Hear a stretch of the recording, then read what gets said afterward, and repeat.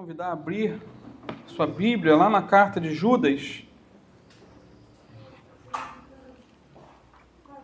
Penúltimo livro da Bíblia, tá, amados? Só abrir Apocalipse e voltar um pouquinho.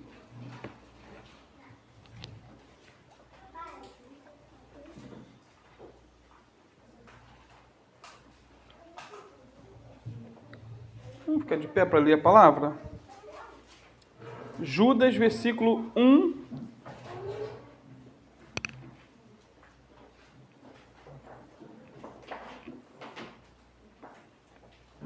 Em diante.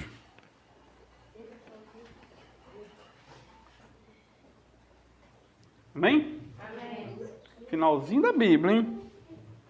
Diz assim: Judas, servo de Jesus Cristo e irmão de Tiago, aos chamados, santificados em Deus Pai e conservados em Jesus Cristo.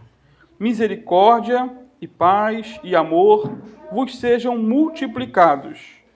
Amados, procurando eu escrever-vos com toda diligência acerca da salvação comum, tive por necessidade escrever-vos e exortar-vos a batalhar pela fé que uma vez foi entregue aos santos. Amém. Até aqui, amados. Em nome de Jesus, podem sentar-se.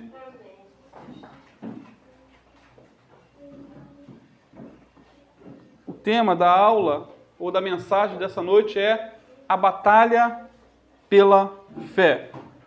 Batalha pela fé. Na última aula, que foi dada num domingo pela manhã, os irmãos lembram, foi acho que no segundo domingo, depois da inauguração, nós vimos que Judas enviou essa carta aqui aos chamados, aos amados em Deus Pai e aos guardados em Jesus Cristo. Nós vimos isso. Esses são os privilégios do cristão, né, que foi até o tema da aula, os privilégios do cristão. Ou seja, ele enviou essa carta à igreja da época. Foi para os irmãos da época. E, por que não dizer, ele enviou também essa carta para mim e para você. Foi enviada para nós. É uma carta muito atual. Agora, aqui nesses versículos 2 e 3, eu peço que você deixe a tua Bíblia aberta, Judas ele vai desejar 3 bênçãos para os seus leitores e vai tratar também sobre a batalha da fé cristã. Vai falar sobre 3 bênçãos que ele deseja para tanto os seus ouvintes lá da igreja, como para os leitores da época, e também para nós, para mim e para você, e vai também tratar sobre a batalha da fé. Olha aí no versículo 2. Ele deseja o quê? A misericórdia, a paz e o amor vos sejam multiplicadas. É isso que ele deseja para os seus leitores. Judas, ele gosta dessa trilogia, dessa sequência de 3, né? Ele ama isso. Ele vai falar de misericórdia, paz e amor. E ele já tinha visto aí, ou dito no versículo 1, por exemplo, que os crentes eles são chamados, amados e guardados. Mais à frente, ele vai citar o povo de Israel como um exemplo de incredulidade. Vai citar os anjos caídos como símbolos de rebeldia e as cidades de Sodoma e Gomorra como figuras do fogo do inferno. São 3 de novo, né? O povo de Israel, os anjos caídos e as cidades de Sodoma e Gomorra. Olha aí só no versículo 3, ele vai usar também mais uma trilogia, uma sequência de 3. Quando ele vai falar do caminho de Caim, do engano de Balaão e da revolta de Coré. Isso nós vamos estudar mais à frente. Agora aqui, Judas deseja que seus leitores fossem enriquecidos. Em primeiro lugar, de quê? Misericórdia. Não é isso? No versículo 2, primeira parte, que a misericórdia, a paz e o amor vos sejam multiplicados. Irmãos, a misericórdia de Deus, ela é a causa de não sermos consumidos. Misericórdia é sentir a dor do outro. E literalmente Jesus sentiu a nossa dor quando ele foi à cruz e morreu em nosso lugar. Lá em Lamentações de Jeremias 3, versículo 22 e 23, um versículo bem conhecido, ou dois versículos bem conhecidos, diz assim: as misericórdias do Senhor são a causa de não sermos consumidos. Por quê? Porque as suas misericórdias não têm fim. Novas são a cada manhã. Grande é a sua fidelidade. E, por Deus ser misericordioso, Ele não nos dá aquilo que nós merecemos. E por Deus ser gracioso, Ele nos dá aquilo que não merecemos. Isso é muito interessante. Ou seja, merecemos a morte. É ou não é? Merecemos a morte, mas Jesus morreu por nós. Merecemos o inferno, mas na cruz Jesus sofreu os tormentos do inferno em nosso lugar. Merecemos a maldição, mas na cruz do Calvário Jesus se fez maldito por nós. E depois da misericórdia, Judas deseja também a multiplicação da paz. Olha no versículo 2 aí, parte B. Multiplicação da paz. O homem sem Deus, ele é uma guerra ambulante. Ele não tem paz com Deus, não tem paz consigo mesmo e não tem paz com o próximo. Ele vive em guerra, vive em luta. Isaías 57, 21 diz que Deus diz que não há paz para o ímpio. O homem vive em tormento, em angústia. Todos nós, amados, vivíamos assim também. Sem Deus no mundo e sem paz na vida. A Bíblia diz que éramos, por natureza, filhos da ira. Mas Jesus morreu por nós. Ele derramou seu precioso sangue para nos comprar de volta para Deus e nos justificar, nos colocar numa posição correta perante o Pai. Então, o fundamento da paz, dessa paz que recebemos, foi o sacrifício de Jesus na cruz do Calvário. Lá em Isaías 53, versículo 5, diz assim, e olha que Isaías foi escrito 700 anos antes da morte de Cristo, mas já estava prefigurando, já estava apontando para a cruz. Isaías 53, 5 diz, mas ele, se referindo a Jesus, foi ferido por causa das nossas transgressões e moído por causa das nossas iniquidades. O castigo que nos traz o quê? A paz estava sobre ele e pelas suas pisaduras fomos sarados. O castigo que nos traz a paz, ou seja, a paz que nós temos hoje em Cristo Jesus, Jesus sofreu para que tivéssemos essa paz. É por isso que Romanos 5:1 diz também o seguinte, portanto, uma vez que pela fé fomos declarados justos, temos o quê? Paz com Deus, por causa daquilo que Jesus Cristo, nosso Senhor, fez por nós. O que Ele fez por nós? Derramou até a última gota do seu sangue, para nos resgatar, para nos salvar, para nos libertar. Irmãos, a paz que usufruímos custou a vida do Filho de Deus. Não foi barato. Para nós veio de graça, para Deus custou um alto preço, o preço de sangue. O terceiro desejo de Judas para seus leitores é o amor multiplicado. É o que está no versículo 2, aí na parte C. Aqui, nós não sabemos se Judas está falando do amor de Deus por nós ou do nosso amor pelos irmãos. No modo de pensar do Novo Testamento, os dois estão aí estreitamente ligados. O amor sempre é o quê? Uma via de mão dupla. Isso porque o amor de Deus só é real em nós quando amamos os outros, os irmãos.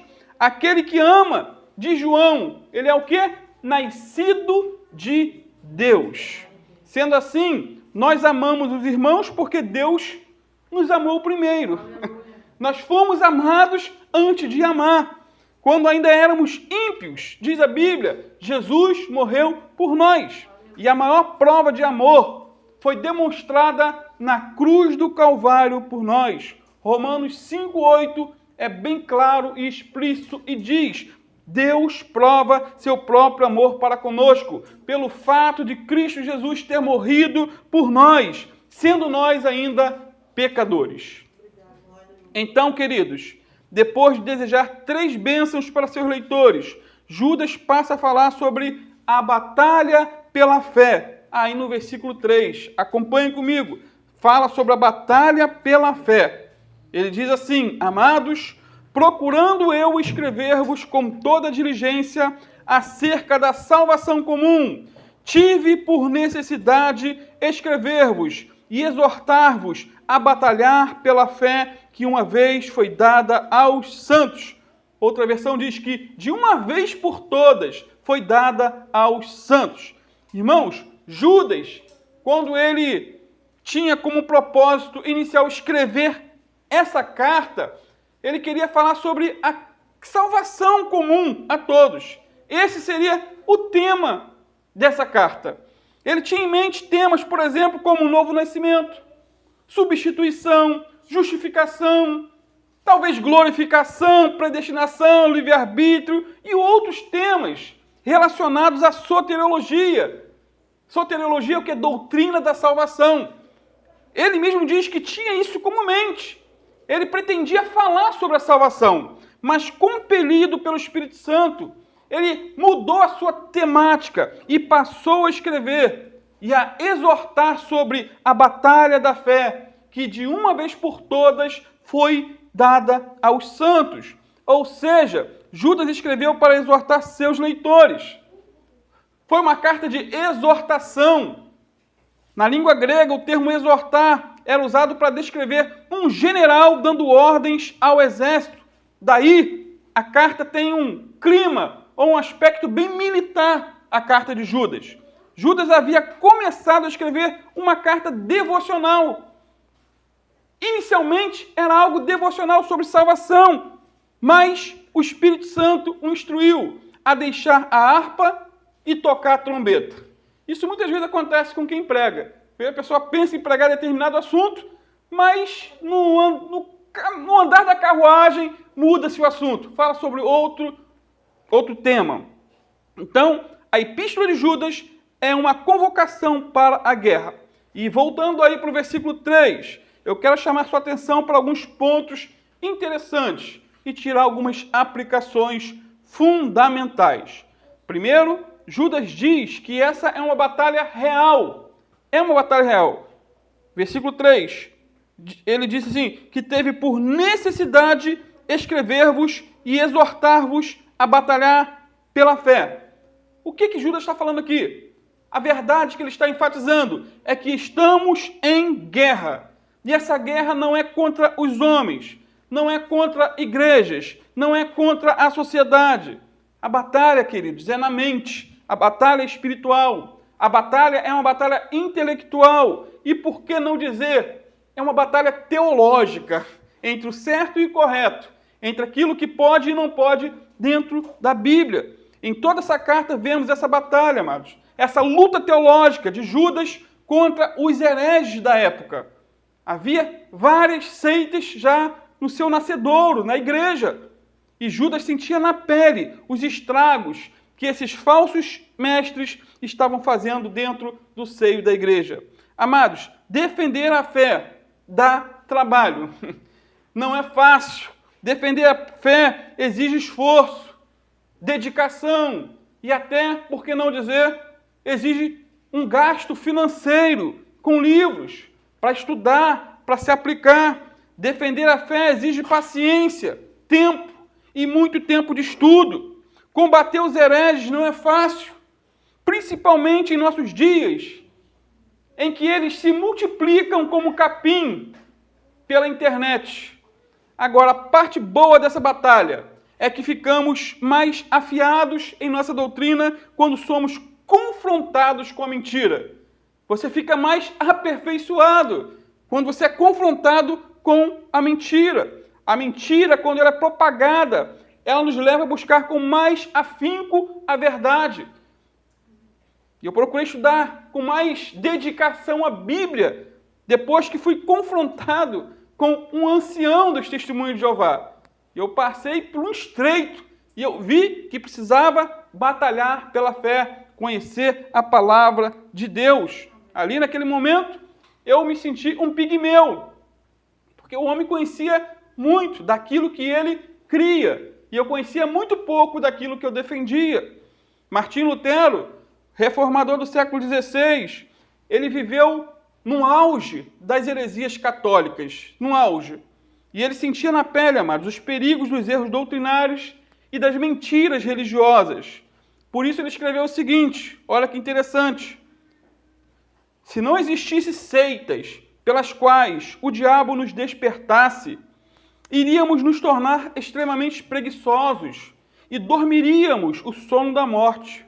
A fé e a palavra de Deus seriam obscurecidas e rejeitadas em nosso meio. Agora, essas seitas são para nós como esmeril para nos polir. Elas nos amolam e estão lustrando a nossa fé e a nossa doutrina para se tornarem limpas como um espelho brilhante. Também chegamos a conhecer Satanás e os seus pensamentos e seremos hábeis em combatê-lo. Assim, a palavra de Deus torna-se mais conhecida e por meio desta luta entre o que é errado e o que é certo, muitos chegam a conhecer a verdade e por elas são fortalecidos. Então ele está falando aqui sobre os benefícios do combate da fé. Que quando você se depara com grupos sectários, com seitas e heresias, você vê que precisa conhecer mais a palavra. Aí você tem que se debruçar, você precisa comprar livros de seitas e heresias e conhecer o inimigo um pouquinho. Então, amados, Judas aqui está nos chamando para o quê? Uma batalha. Ele está tocando a trombeta, ele está nos convocando também para uma guerra. E eu te pergunto, você vai se alistar ou vai se acomodar? Você vai dizer, eis-me aqui, Senhor, envia-me a mim? Ou vai continuar sem se envolver, sendo somente mais um ouvinte? Não seja, amados. Sabe quando você entra nessa batalha, meu querido? Quando passa a estudar com mais dedicação a Bíblia Sagrada, diariamente, estudando, mesmo que seja pouquinho em pouquinho, mas você não deixa de ler a Bíblia. Quando você se dispõe a não faltar nenhuma escola dominical, você está entrando nessa batalha pela fé. Quando separa pelo menos 20 a 30 reais por mês para comprar um livro de seitas e heresias, você está entrando nessa batalha. Quando entra nessa guerra também com armas espirituais, com orações e jejum. Então, meu amado, seja um combatente pela verdade cristã. Amém. Muitas pessoas precisam de você. Segundo, Judas diz que essa é uma batalha pela fé. Olha aí, no versículo 3 ainda. Ele nos exorta a batalhar pela fé que uma vez foi dada aos santos. Agora, que fé é essa pela qual os santos devem lutar? É uma pergunta. Que fé é essa? Será que temos que lutar para defender a nossa denominação?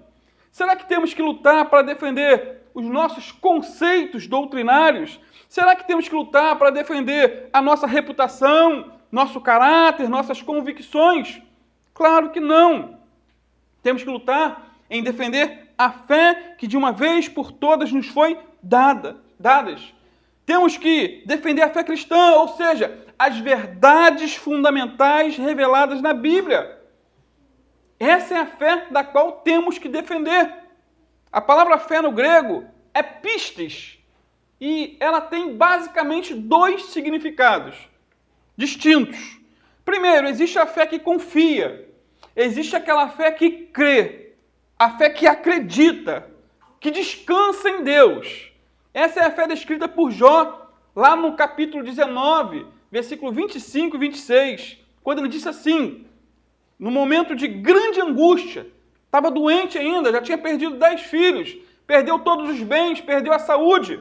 Ele disse assim, porque eu sei que o meu Redentor vive e que por fim se levantará sobre a terra, e depois de consumida minha pele, contudo, ainda em minha carne verei a Deus. Essa é a fé, ou um dos lados da fé. Essa é a fé também descrita por Davi, no Salmo 37, versículo 3 e 7, quando ele disse assim: confia no Senhor e faz o bem, habitarás na terra e verdadeiramente serás alimentado. Deleita-te também no Senhor e Ele te concederá os desejos do teu coração. Entrega teu caminho ao Senhor, confia nele e Ele o fará. E Ele fará sobressair a sua justiça como a luz e o teu juízo como o meio-dia. Descansa no Senhor, espera nele. Não te indignes por causa daquele que prospera em teu caminho, por causa do homem que executa astutos intentos. Então, queridos, confiar, deleitar, entregar-se e descansar são expressões de alguém que confia em Deus, de alguém que tem fé em Deus. Essa é a fé retratada lá em Hebreus 11. Amados, só no capítulo 11 de Hebreus, a palavra fé é citada mais de 24 vezes diretamente e outras tantas indiretamente. Essa é a fé que confia em Deus, que espera em Deus, que descansa em Deus, que busca a Deus. Hebreus 11, versículo 1 diz que a fé é o firme fundamento das coisas que se esperam e a prova das coisas que não se veem. E Hebreus 11, 6 diz que sem fé é impossível agradar-lhe, porque é necessário que aquele que se aproxima de Deus creia que Ele existe e que é galardoador dos que o buscam. Queridos, essa foi a fé de Daniel, que mesmo sendo jogado na cova dos leões, ele continuou orando a Deus e recebeu o quê? Um grande livramento. Essa é a fé de Sadraque, Mesaque e Abednego, que não se dobraram diante da imagem de Nabucodonosor e foram lançados, lembra? Na fornalha de fogo ardente. Antes de serem lançados na fornalha, eles foram ousados em dizer o seguinte a Nabucodonosor, lá em Daniel 3,16: não necessitamos te responder sobre este negócio. Eis que o nosso Deus, a quem nós servimos, é que nos pode livrar. Ele nos livrará da fornalha de fogo ardente e da tua mão, ó rei. E se não, ou seja, se livrar, sim. Se não, fica sabendo, ó rei, que não serviremos aos teus deuses, nem adoraremos a estátua de ouro que levantastes. Olha que fé. Essa é a fé que confia. Se Deus livrar, amém. Se não livrar, também eu vou estar com Cristo. Então, amados, essa é a fé que confia, descansa e busca a Deus. Agora, o segundo tipo de fé, falei do primeiro, fé que confia. O segundo tipo de fé, na mesma palavra pistes, do grego, é aquela que está sendo exposta em nosso texto aqui por Judas. Essa é a fé que é crida, e não a fé pela qual nós cremos. Essa é uma fé doutrinária, é uma fé ortodoxa, é uma fé verdadeira. Quando se fala de ortodoxia, fala-se de doutrina correta. Judas está nos convocando a combater pela verdade doutrinária que nos leva a uma vida santa. É a fé como doutrinas fundamentais, como conteúdo final da fé, da verdade. O que está em jogo aqui é a fé como um conjunto de doutrinas dadas por Deus à igreja por intermédio dos apóstolos. Esse tipo de fé está revelada lá em Atos 2:42, quando diz que eles perseveraram na doutrina dos apóstolos, e na comunhão, e no partir do pão, e nas orações. Queridos, a igreja de Jerusalém, ela começou com o derramamento do Espírito Santo, com uma pregação totalmente cristocêntrica, pregada por Pedro, e com a permanência dos novos crentes na doutrina dos apóstolos.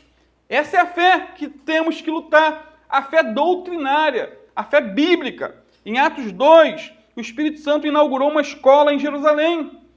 Os professores eram os apóstolos de Cristo. E havia 3.000 alunos. Lembra que foram 3.000 que se converteram? 3.000 alunos no jardim de infância. A igreja apostólica era uma igreja que aprendia. Eles estavam dedicados a aprender a doutrina dos apóstolos.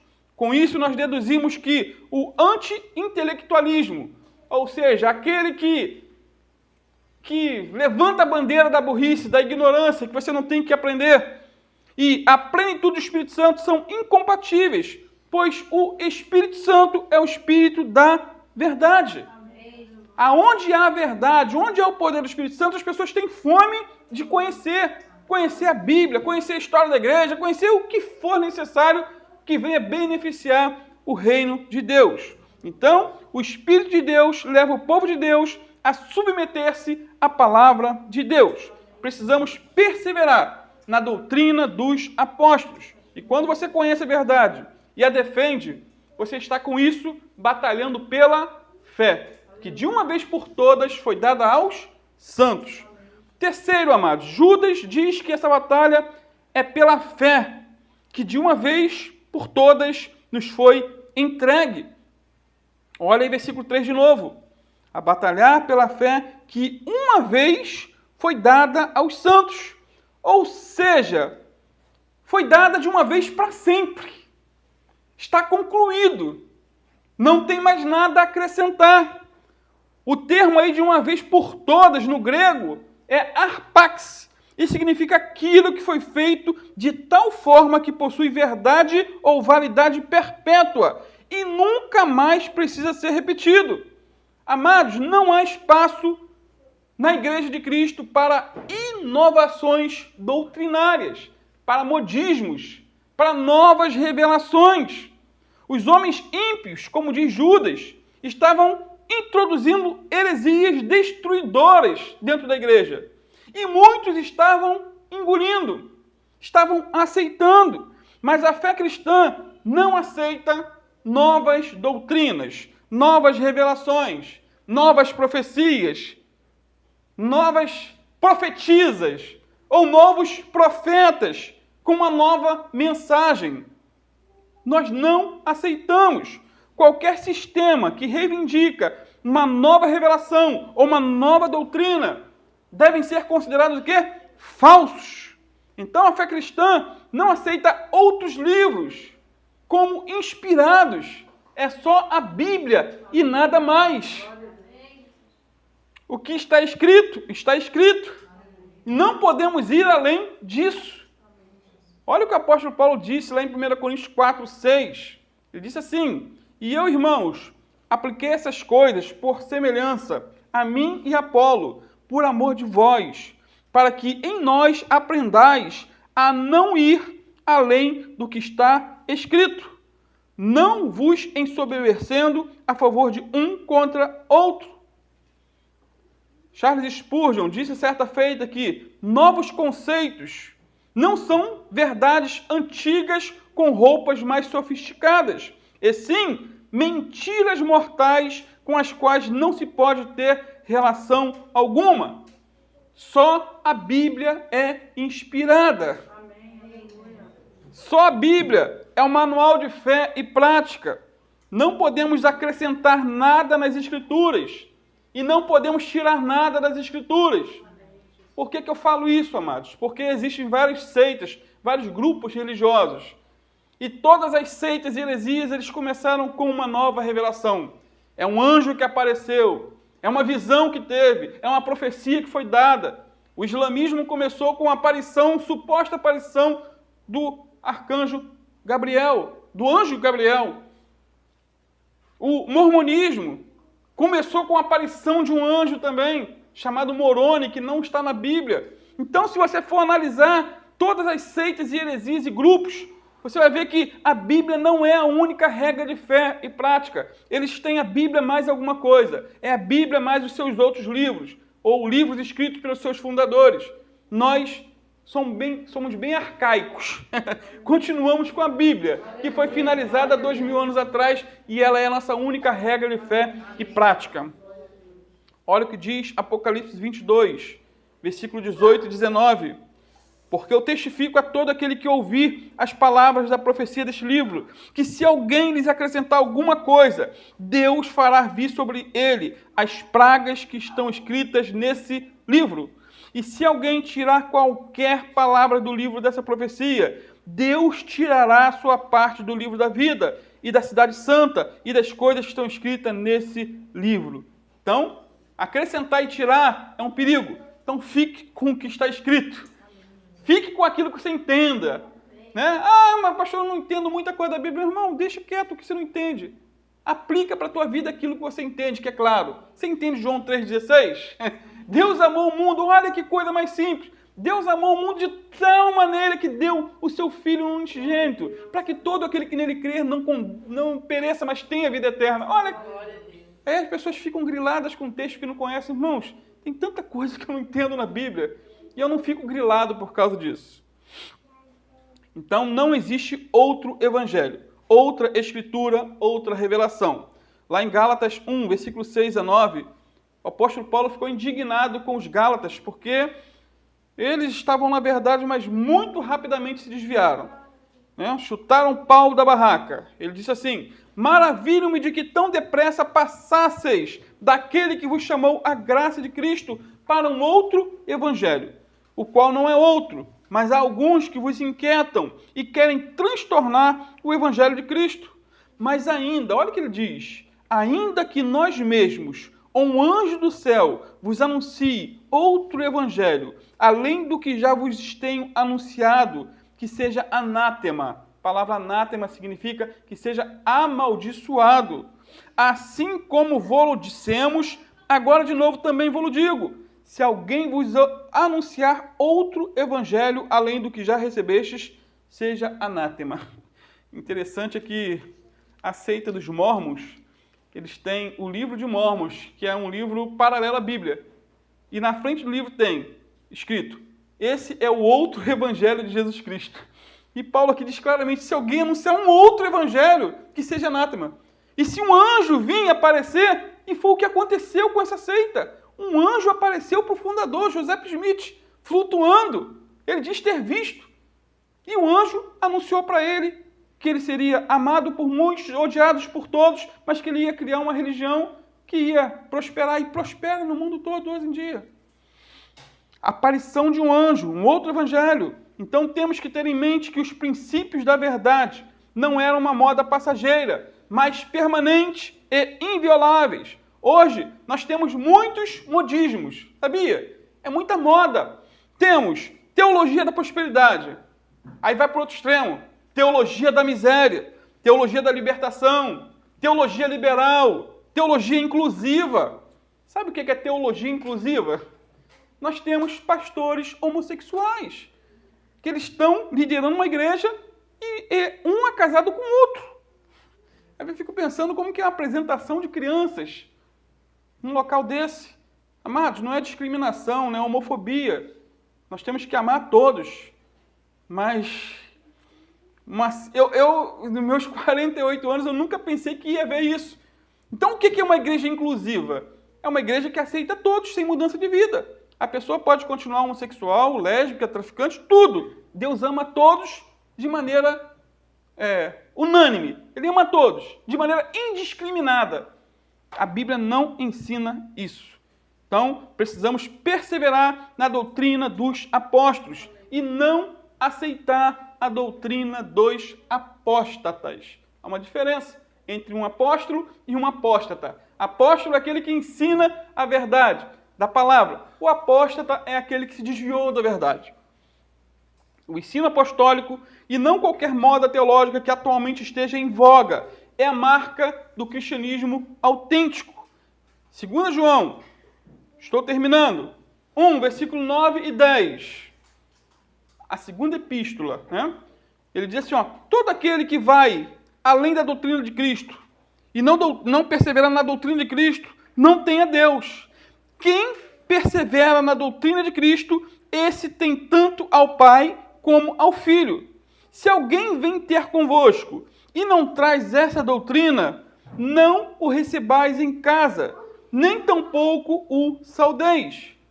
Olha o que o apóstolo Paulo disse na sua última carta escrita na terra, amados. Sua última carta. O que ele disse? 2 Timóteo 1, versículo 13 e 14. Quiser anotar, né? Ele diz assim, ó, conserva o modelo das sãs palavras que de mim tens ouvido, na fé e no amor que há em Cristo Jesus. Guarda o bom depósito pelo Espírito Santo que habita em nós. Em 2 Timóteo 2,2, ele diz mais o seguinte: e o que de mim, entre muitas testemunhas ouvistes, confia-o a homens fiéis, que sejam idôneos, para também ensinarem outros. Warren Wiersbe diz que, muito interessante, que sobre esse assunto, para terminar esse ponto, ele diz assim: a fé é o conjunto de doutrinas dadas por Deus, à igreja por intermédio dos apóstolos. A palavra doutrina é usada pelo menos 16 vezes nas epístolas pastorais. E Paulo admoesta tanto Timóteo quanto Tito a certificar-se de que ensinasse o quê? A sã doutrina, ou seja, a doutrina salutar, que promove saúde espiritual da igreja local. Então, apesar de certas minúcias da teologia não entendermos muito, causarem controvérsias entre determinadas igrejas, entre determinados pastores, nem todos são unânimes em tudo. Existe, amados, um conjunto básico de verdades aceito por todos. Ou seja, aquilo que é uma unanimidade entre os cristãos. É claro que a gente não concorda com tudo, com todas as igrejas, mas há pontos relevantes. Existem mais pontos que unem as igrejas cristãs do que pontos que divergem. Certa feita, eu já comentei isso uma vez, eu vi um filme baseado em fatos reais. O filme é O Caminho da Fé. Irmãos, que melancólico ver aquilo, porque você vê como que uma pessoa ela vai ao fundo do poço por não dar ouvidos a conselheiros. Esse filme conta a história de um pastor pentecostal de fama mundial. Depois que ele soube que seu tio ele havia se enforcado na prisão, ele começou a pregar uma doutrina estranha. Ele não aceitava que o seu tio tivesse se perdido eternamente por ter cometido suicídio. Ele se matou, não era crente. Ele pregava para o tio, mas o tio não quis aceitar a fé e chegou ao ponto de matar-se. E num momento de crise profunda, esse pastor, ele disse ter ouvido uma voz. E a voz dizia o seguinte para ele: o inferno não existe. Ele ouviu uma voz, lembra do que eu falei? Ou seja, é uma voz diferente da Bíblia. Ele ouviu a voz dizendo: o inferno não existe. E o sacrifício de Jesus salva a todos os homens, independente se eles se arrependem ou não. O sacrifício de Jesus salva a todos, independente se eles creem ou não, se eles buscam a Deus ou não. E a partir daí ele começou a pregar o quê? O universalismo. O que é o universalismo? É uma doutrina estranha, diabólica, contrária à palavra de Deus, que ensina que no final das contas, tudo vai terminar em pizza. Não tem esse ditado?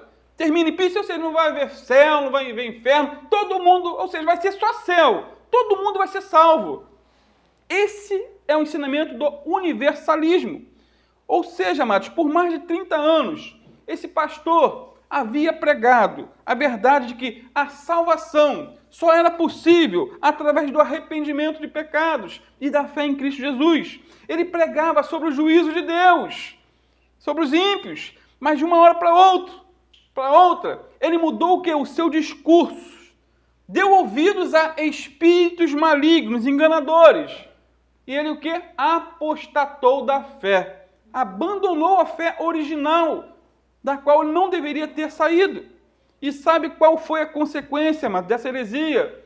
A igreja que ele pastoreava acabou. A faculdade de teologia que ele dava aula o rejeitou. Ele passou a pregar o chamado evangelho inclusivo, que eu já citei ainda agora. Ou seja, um evangelho que alcança a todos sem necessidade de mudança de vida. Aqui no Rio de Janeiro tem uma igreja dessa. Os 2 pastores são casados. E a igreja é lotada. Se eu não me engano, são 2 filhos adotados. Imagina que quadro. Imagine essa igreja aqui. Cruz credo, como diz o Hidekazu Takayama, um japonês. Imagina, eu vou te apresentar o meu esposo. Vou apresentar aqui, fazer um casamento. Gente, A pessoa quer ser o que ela é livre, amados. Amém? Ela quer ser homossexual, traficante, é problema de cada um. Isso eu não tenho que me envolver. Agora, o que acontece? A pessoa não consegue vencer o pecado, né? Esse pastor Marcos, se eu não me engano é o nome dele, ele disse que jejuou, orou, buscou a Deus para se livrar da prática homossexual. Como ele não conseguiu vencer o pecado, ele uniu a fé cristã com o seu pecado. Ou seja, vamos montar uma igreja e eu continuo no meu pecado.